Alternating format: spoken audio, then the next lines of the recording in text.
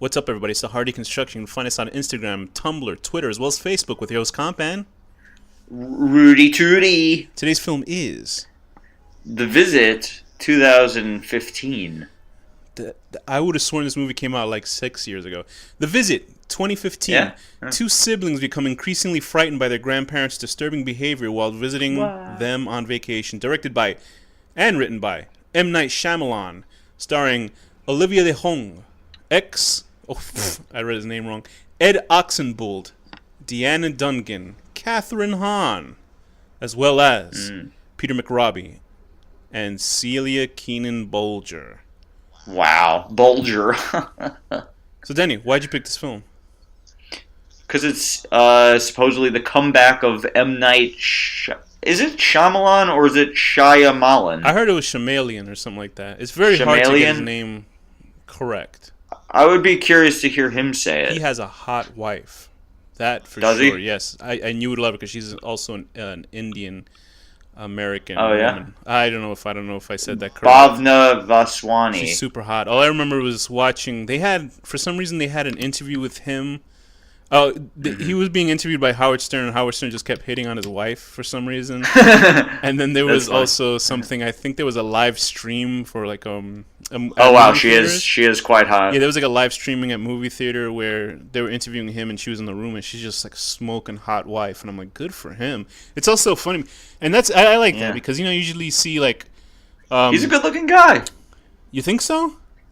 Yeah. I don't see it, but whatever. No, I do. He's got a nice nose and nice eyes. Yeah, he's a good looking guy. He looks like you, maybe. That's what it is. You're getting. You think he's got that? He's got the big Jewish nose, but. And it's also nice to see, he's hooking up with a hot, he's Indian. He's hooking up with a hot Indian chick. He doesn't fall to the devil white woman. Good for him. It's like there's this terrible show called The Big Bang Theory that I guess my tastes, I've heard of that so many times. My tastes aren't America's taste because that's like the greatest show or the most famous show on TV right now. It's very popular all over Europe. And there's a guy, there's an Indian American actor in that show, and he has to do that voice, is that the sexual harasser dude? I don't know. What are you? There was like a whole scandal, like in the Me Too thing, with this like Indian comedian guy. No, that's man, you're very racist because that is. I don't know these people. I don't know that is another comedian. That's I forget that guy's name. That guy's from another show. Anyway, but the Indian guy on that show, I don't know them. He has a wife, and she was like Miss India, and she's smoking hot. Okay. Just showing you all we love and appreciate Indian women. They're very beautiful women. I don't know if this is incredibly racist or not. Is it racist? I mean, we're saying nice things. We're complimenting. Remember Seinfeld? She is quite Remember hot. Seinfeld when they would talk about... Oh, yeah, but I like you. How can it be racist? Or is that what he said? How can it be racist? And you hear the audience like laughing. I'm just doing Gilbert Gottfried's version of the voice. Anyway, so this is... After that long whatever the fuck we just talked about, this is M. Night Shyamalan's, I fucked that name up, but I don't care, M. Night's comeback, so to speak, because this was following After Earth, an incredible debacle starring Will Smith and his goofy son Jaden Smith, who says fantastic things on the internet, apparently on Twitter. He says, how can you see if you have no eyes? He says, he quotes himself all the time. He's a genius, apparently, that kid. Anyway, so that was supposed to be a comeback for M. Night, the After Earth movie with Will Smith. You'd think it wouldn't fail. It's a large science fiction movie with Will Smith. And I think Will Smith sucks, but everybody loves him. Yeah, you really hate Will Smith. I just find him he just seems like an arrogant person, like very full of himself. I don't know. I could be wrong. And after reading some of his philosophy, I think Will Smith is a bit of a twat too, but.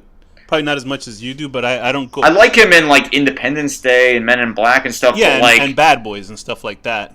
And yeah, but he's, like, playing a role, but that is who he is. He's a cocky sort of... Here's the thing of... that'll make us sound completely racist, though.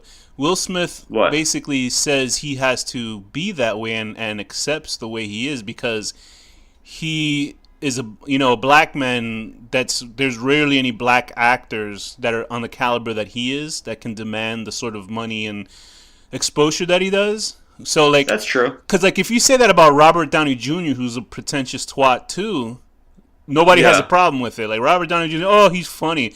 But when it's like Will Smith, like for some reason there's like a weird. Well, I've seen Robert Downey Jr. do other things besides being a twat. He's a twat as Tony Stark, because Tony Stark is a twat. Yeah, no, but they interview him outside. In like, Natural Born Killers, there's not that much difference person. between Robert Downey Jr. and Tony Stark, the way they act in film and in real life. If you ever see them get interviewed, he's sort of like a showboating. Then I probably wouldn't like Robert Downey Jr. either. Yeah, I don't care about much him about either. But anyway, yeah, so basically that's how Will Smith excuses the way he acts. Yeah, that's a good point, though. I never thought about it. So like that. you don't know if but then that automatically makes you think, oh, Jesus, am I racist for that? But you're not necessarily racist about it. It's just like it's automatically they've checkmated you without you even thinking about it. You're like, what did I say? I'm not saying nothing no more. So that movie failed, and that was obviously following the M. Night's film of The Last Airbender, which I heard was terrible. I never saw the cartoon, but I heard the movie was terrible. A colossal fuck up. Like, you couldn't believe how bad they fucked that up because. But is that his fault it fucked up? Oh yes, he's the director. Studio? Listen, director. Ultimately, he still had a little bit of.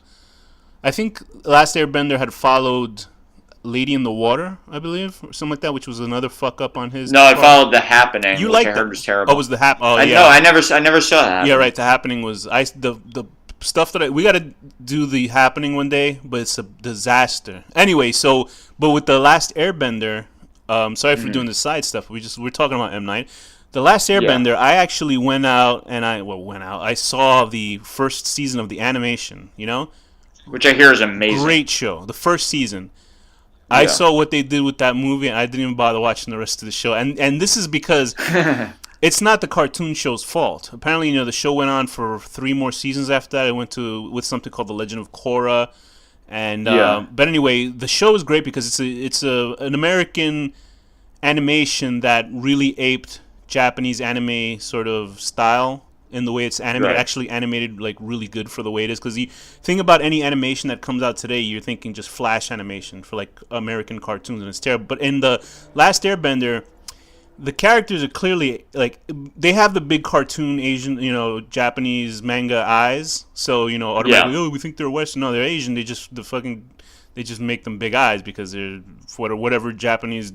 Their eyes not shaped that shape, but they're clearly Asian characters. It's Asian culture in that show, The Last Airbender, and then they casted the whitest of white kids to play them. These are kids that have brown skin in the show, and they made them whiter than white. And then they decided to change. There's a fire. There's like I forgot what. There's like different element based. Yeah, there's elements, and he's the one that has all the elements. Essentially, everybody's Asian in the show. But then they use a different type of Asian because they use primarily Indian actors for the fire group, and they're not Indian in the show. It took me a long time to realize Asian is a many culture sort of nom de plume. Can use it on various cultures, but they were Asian in the show, but not the Asian like Indian, Eastern, all that stuff. But they made them that anyway. But it was good to have representation. But still, they fucked that movie up, and he tried to fit 3 seasons into one movie, and which is not a good idea, and that went to hell. Either way, so he was coming off of a bad trip of movies, and he used the money that he made from After Earth to self-fund this movie with Blumhouse. And what he did is he took it back to basics, and he did. Blumhouse is great. Blumhouse is great for the opportunities they give to people. Not every movie.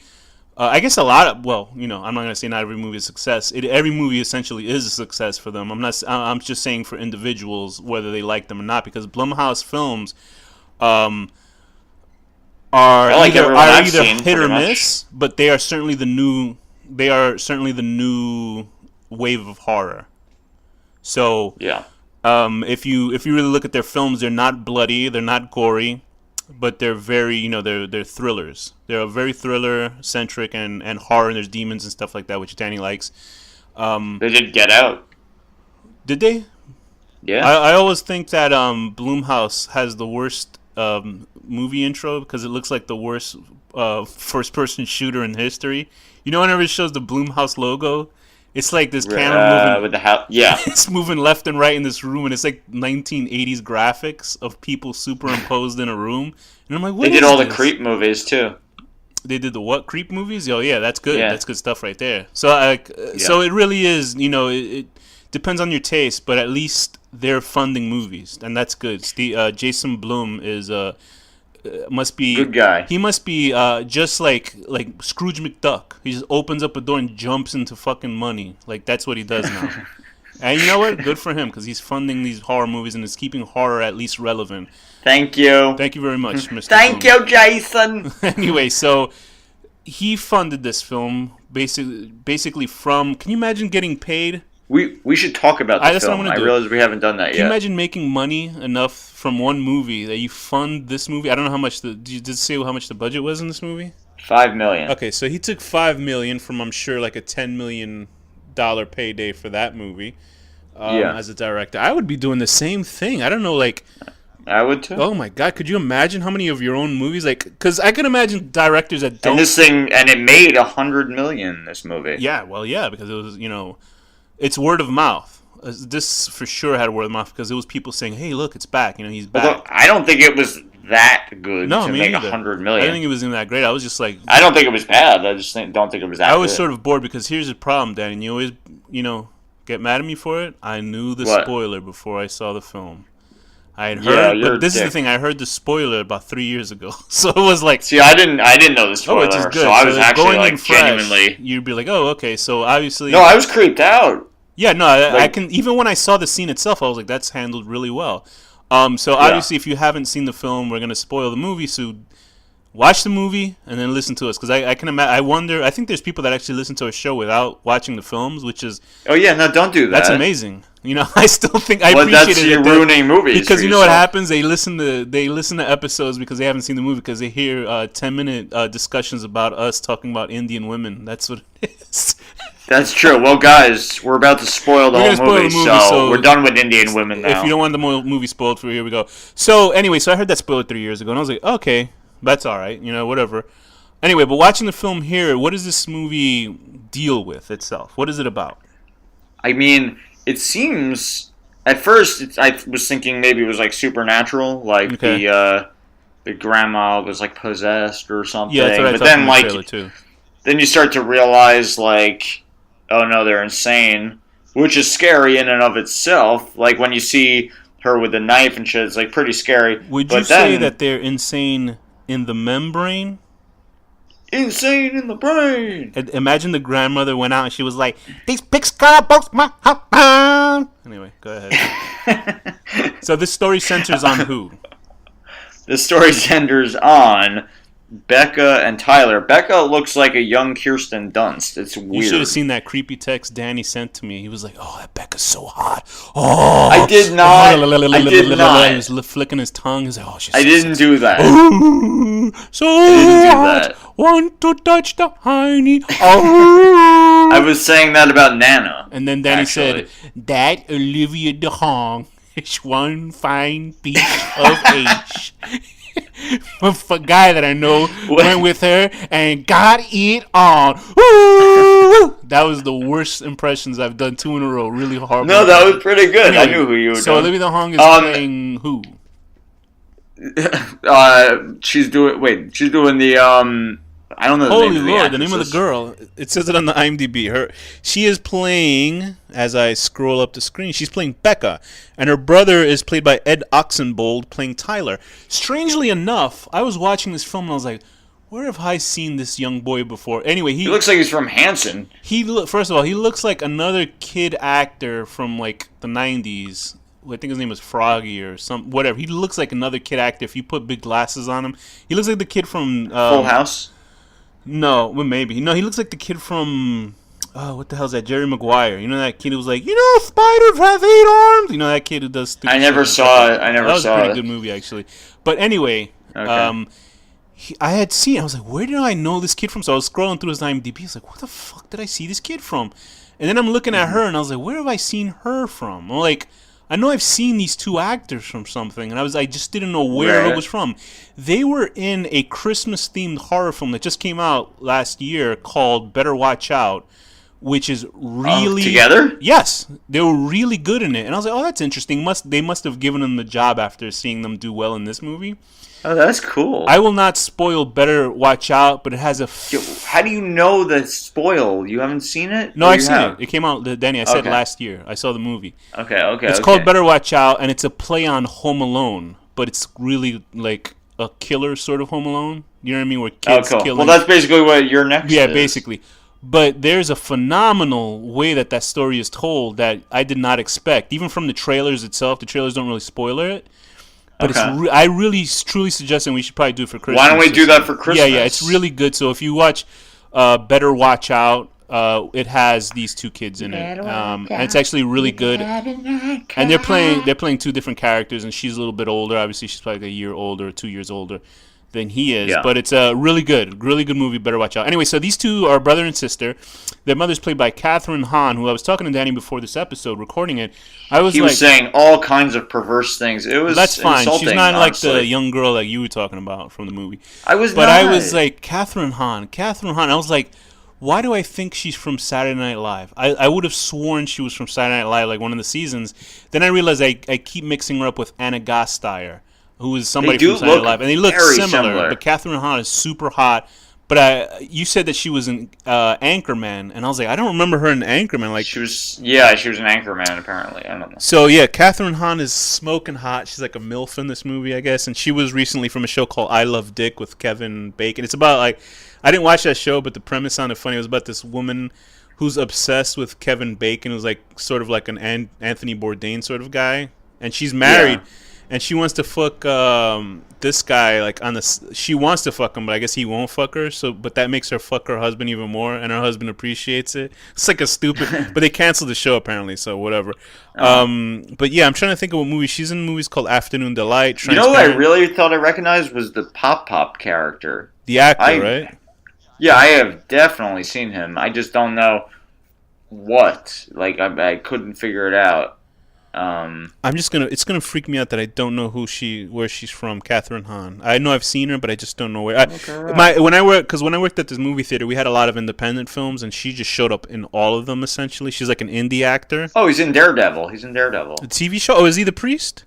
He's the priest. Nice. I like that character. That's what I know him from. Yeah. Okay. Peter McRobbie. He's playing Pop, and Deanna Dunnigan. Is that her name? Dunnigan. Yeah. Well, she looks really different on her IMDb. Done again. Get it? I really don't. She looks really different. She was done earlier, and now she was done again. On her IMDb page, she looks super different. Anyway, so Catherine Hahn, who's probably just as bad as the parents in Home Alone, she sends her kids off because she wants to fuck her hot Latin boyfriend after her husband dumps her. On a cruise. Well, no, they send her off. Okay. They are the ones that bought her the ticket, I believe. But still, she's race mixing, which bothers you, right, Danny? Yeah. So she goes off. She lets the kids stay with her parents, who she's not talked to in 15 years. I don't know why she wouldn't. Did she not speak to them on the phone? Did she just send them an email? Well, she was a real asshole about it. She wouldn't explain. Yeah, she wouldn't explain why she had this rift to her kids. She's going to send them off to two people that these kids have never met, but they're her parents. Whatever, that's a little bit of a jump for the story, but whatever. If that didn't happen, then the movie wouldn't happen. So these kids come off, and their parents are a little bit, goofy, saccharine. The grandmother's a little odd. She tells her granddaughter to clean the fucking oven by crawling all the way in. I don't know. What else happens? Yeah. The fucking puke scene actually freaked me out. This is all, by the way, found footage. I figured that would freak you out, this movie, because they do a lot of that odd, weird shit. And there's... The only part that really scared me, like genuinely creeped me out, was when you find out it's not her. Yeah, that was done really well. So here's the thing: it's not. It was like, oh my god! Like actually, that's pretty scary. Here's another found footage movie that wasn't awful. I'm trying to think of what found footage movies we've seen. Honestly, we haven't seen any really awful found footage movies. We always say, oh, we don't like them, but every one we see, we're like, it's pretty good. Well, I don't know. That movie was so stupid that I don't remember if it was found. I don't even remember it. Anyway, so the whole deal's with these kids doing found footage. What were the strongest aspects of this movie for you? I thought all the acting was really good. Yeah, actually, I thought it was decent. I didn't think the only thing is I think that it didn't feel real. Like for most of it, like towards the middle half of the film, then it started feeling real when the kids were like, "Oh shit!" It's like for some reason they learned how to act better or how to deliver the lines better because a lot of the dialogue in the first hour of this film was really like cookie cutter and stilted, like really just unemotional. And the kid rapping in the movie. Here's the thing. I'm glad that I don't know whether M. Night writing, if he wrote those raps. I hope he wrote those raps because they're terrible. I don't know whether. Well, I mean, he's like 12 or something. No, I get that. Because let's say in a Hollywood big budget movie, they would probably hire like Meek Mill or Nicki Minaj to like actually write the kid's rap so he sounds good. Here, the rap sounds terrible. Like, they're just bad raps. I think that's the point. I know, which is fine, I appreciate it. That's why I wasn't so bad on it. It's terrible to hear this kid rap because you're like, oh my god. Like, I wonder if the kid actually thought he was doing really well. I like how she called him ethnically confused. And I couldn't believe how the black dude on the train, like the conductor, one of them, not the conductor, but one of them. Oh, yeah. He was like, yeah, man, like, pound my hand. Like, just like, and I was like, oof. I was like, there's no way a real black guy would do that. Like, he's like Kanye West, like loving Trump or something like that. Like, oh my god. Anyway, we won't touch that. But then there's two jokes in the film of like, oh, I used to be an actor, and they're trying to act for the camera, so maybe that's something Shyamalan has dealt with before. Shyamalan. So for the first hour for me, it was a little bit too like I just couldn't buy their acting. I get what you're saying. I bought their acting. It's but just the writing once the weirdness set in, then I started understanding. What do you think about the scares of the film? I thought there was one genuinely good like freak out. Is when what was your genuine scare that you thought? Was when the grandmother finds the camera. And she her head pops up from the bottom. That's like a just total jump scare that would have scared the shit out of me. Actually, it didn't scare me at all. Here's the thing: I was watching the movie on my Kindle, and then I happened to stop it before I saw it on the big screen. So if I had that with my headphones in, I would have shit my pants just because it's like a sound. It's a cheap scare because it's just like a scream. The scratching, the naked scratching, yeah, that's what I figured you would get scared about.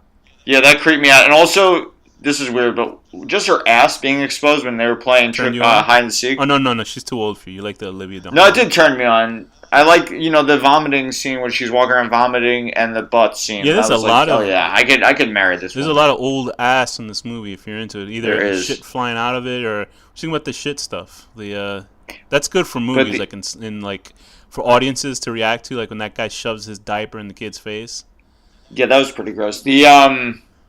The definite actual creepy part, though, was when you find out that it wasn't... Because I really was like, oh, God. Like, that really made me, like, want to, stop watching for a second. Let's rate the creepy stuff, yes or no.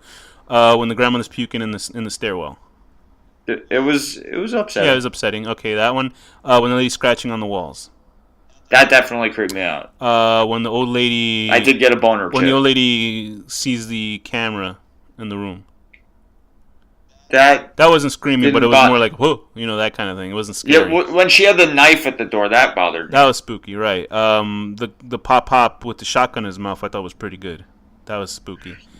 I thought it was kind of funny. When the old lady was attacking the girl in the room, and they try to make her like the Ring or something, or you know what I mean, some Japanese ghost. She was like running around like a Japanese ghost on the floor. It was scary, but it was like also at the same time, it's like she's probably not even going to necessarily do anything bad because she's just like crazy. But then she did try to do something. We do bad, find out that the grandparents, they're fake. They're stand-ins because they killed the actual grandparents because they were part of a mental asylum, and I guess the original grandparents were seeing them, treating them, and they just killed them because I guess the lady Nana didn't really have children, so those people weren't really a couple either. I don't think they were just two old people. But I think they fell in love. The old guy Pop was being a good guy, so he figured they'll kill the original grandparents so that she could. He was being a good guy, but they weren't actually a couple. Yeah, right. No, I think they were. I think he did it for her. But he wasn't married to her when she killed her kids, is what I'm saying. Okay. I didn't even hear that stuff, so I don't know. I don't know what the fuck. That's why she was in the institution, because she killed her kids. Oh, okay. So he was trying to make up for it. He was trying to make her feel better for her to feel a week again. He's a good guy. What were things that didn't work for you? It gets very mushy at points, which is okay, but it's like. It's not horror either. It's more like, oh man, she was mean to her parents and didn't accept their apologies. It's it's all sappy and sad, and I feel bad for her, but it has nothing to do with being scared, which is horror, I don't know. As a technical guy, it veered off of horror and became drama at points. As a technical guy, something bothered me where when he's asking her why she didn't look into mirrors. And she goes, "You're Yeah. touching the zoom in lens. You're messing with the lens so it zooms in." And I was watching and goes like, "That's a digital zoom. That's not like an actual zoom of the camera." Because the focus would shift. I was like, "That's not right. This is wrong." Like watching it. I didn't know that actually. Right? So. But I thought it was decent. I thought Olivia DeHong was very good in it.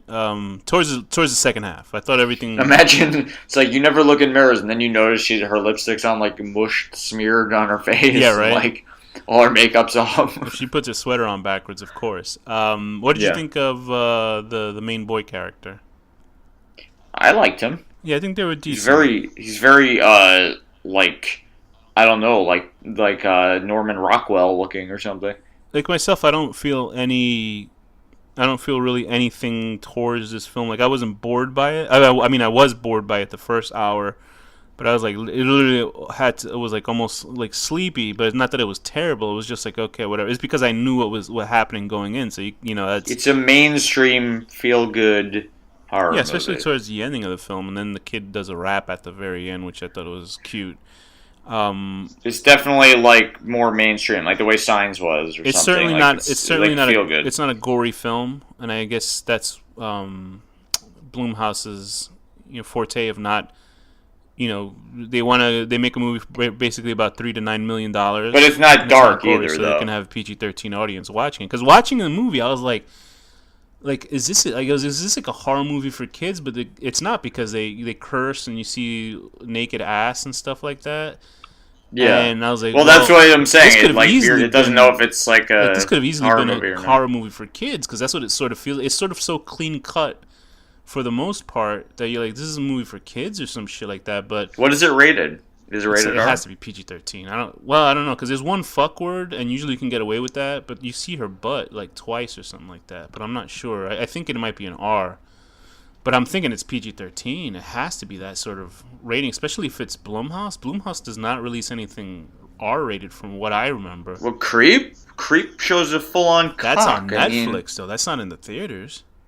But I'm saying Blumhouse does some dark horror stuff, like Creep. And Creep 2 are like genuinely but creepy. They're not fucking graphic. This is more like a mainstream. Yeah, but they're not graphic movies other than the guy Schlong in the second one. What was graphic about the first one? You see his dick for like a fucking 20-second span. I understand that's what you're obsessed with because you're talking about it. But the first Creep, what is like graphic about it? Nothing. The guy gets hit in the head with an axe from far away. Like there's nothing graphic that you can't really, you know what I mean? Like the second one, there's no graphic violence in the second one either. There's like nothing. It's like besides his dick showing, and that's because it's on Netflix. And plus, that's the Duplass brothers, trying to push the envelope. But with this film, can you find the rating of what the movie was? Can you see it? I'm trying to look. Just put the Visit 2015 rating and see what it is.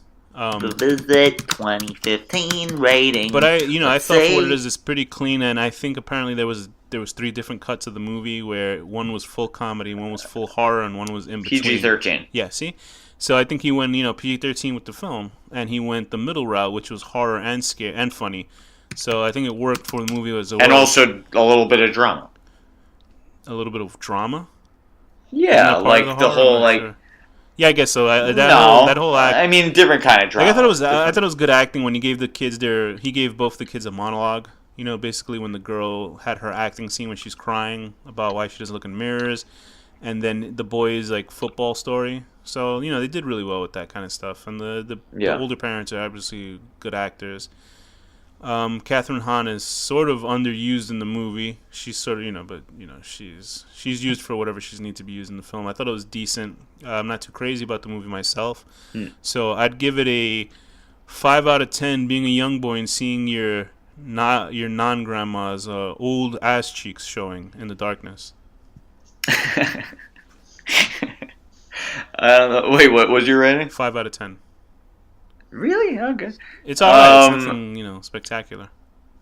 Alright, it's a 6 because of the last half hour. It's good, actually. The last half hour is pretty tense, actually. There you go. Alright, what do you want? Go ahead. I'm going to be a little more generous. I'm going to give it a 7 out of 10.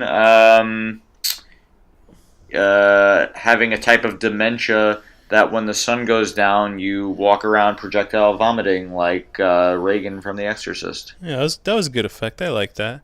I mean, he did Split, which was very good. Well, it was an. I heard that was good too.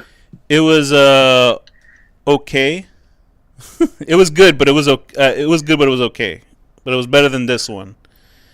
And Okay. I think he's obviously now he's making a third film, which I can't talk about because that spoils Split. You've got to see Split. Have you seen what M Night Shyamalan movies have you seen?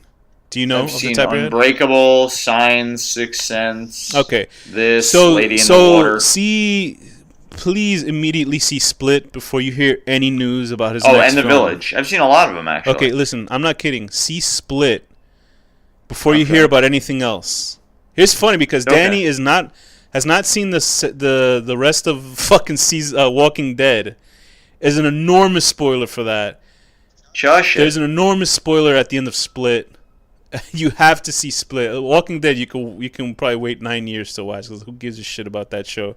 But I like it. I just like, I don't know. you have to see Split because the I had sequel to take a break from it for a while. the sequel for Split is so spoiler that you're gonna be like, oh, watching the movie, like so, and that's just got announced, so you can't like look anywhere Okay. with that. I'm trying to look for the Indian comedian just to wrap this episode up that got sexual harassment. Aziz Ansari. Aziz Ansari. You know it. He's not sorry though. All right, with Okay. that, Danny, what's the final word? Rob.